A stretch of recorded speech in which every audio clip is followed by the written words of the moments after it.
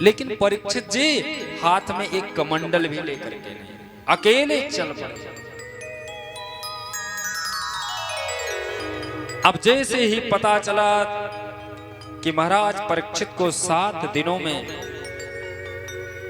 तक्षक के डसने से मृत्यु हो जाएगी, ऐसी सूचना पहुंच गई दूर दूर तक।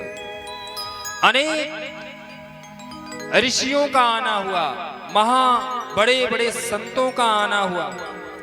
सीधे परीक्षित जी जाकर के एक वृक्ष के नीचे और पालती मार के बैठे।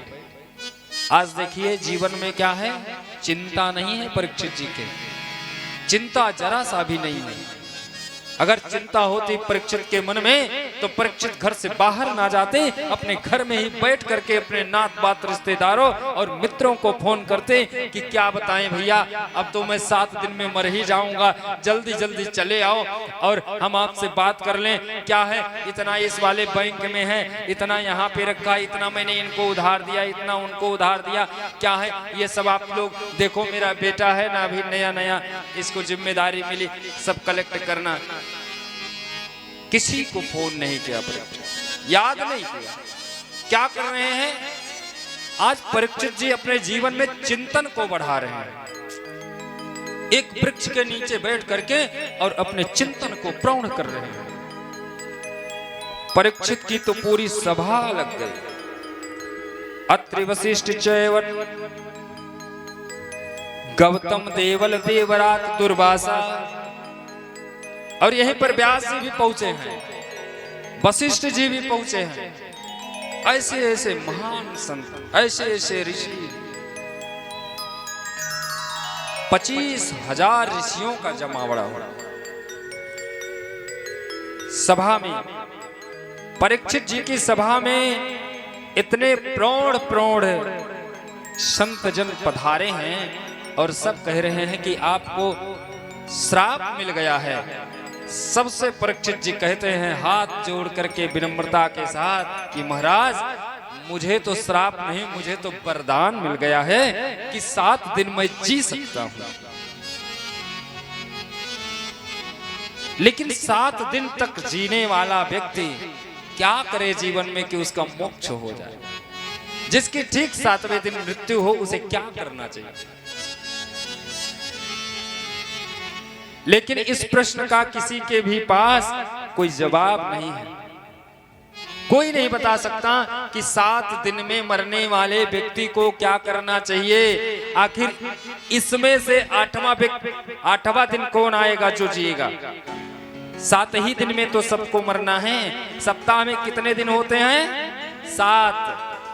कोई 8वां स्पेशल आपके लिए नहीं बनेगा, इसलिए 7 ही दिन में सभी को जाना है। सोमवार से लेकर के रविवार के बीच में वही एक 7वां दिन सबके लिए तय। तो वो 7वां आएगा कब?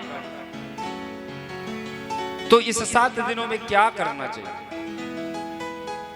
कि ये लोग जो जी रहे हैं इस लोक के बाद वो परलोक भी मेरा सुधर जाए। सबसे निवेदन करते हैं लेकिन किसी के पास इस प्रश्न का उत्तर नहीं है। लेकिन मेरे कृष्ण के परम लाडले, परम आदरणीय, वंदनीय ऐसे सुखदेव जी महाराज जो भगवान कृष्ण की समाधि में बैठे हुए हैं, उनको आदेश हुआ, उनकी समाधि टूट गई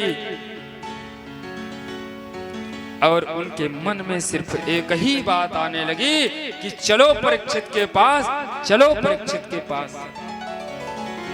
ऐसा बीतराग संत जिसके जीवन में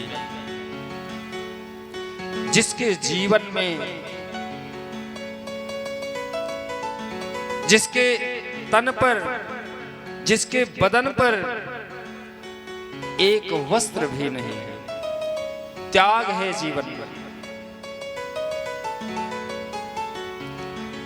इतने बड़े संत अगर चले कहीं तो उनके आगे पीछे पता नहीं कितने लोगों की लाइन लगनी चाहिए।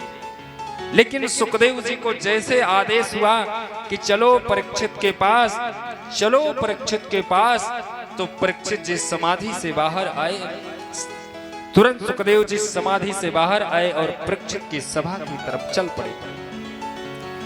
तत्राभवत भगवान व्यास पुत्रो यदिच्छया गामट मनोऽनपेक्षः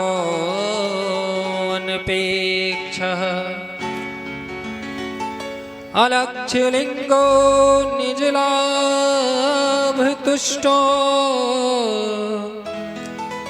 वितश्च बालैर्वधूतवेशः।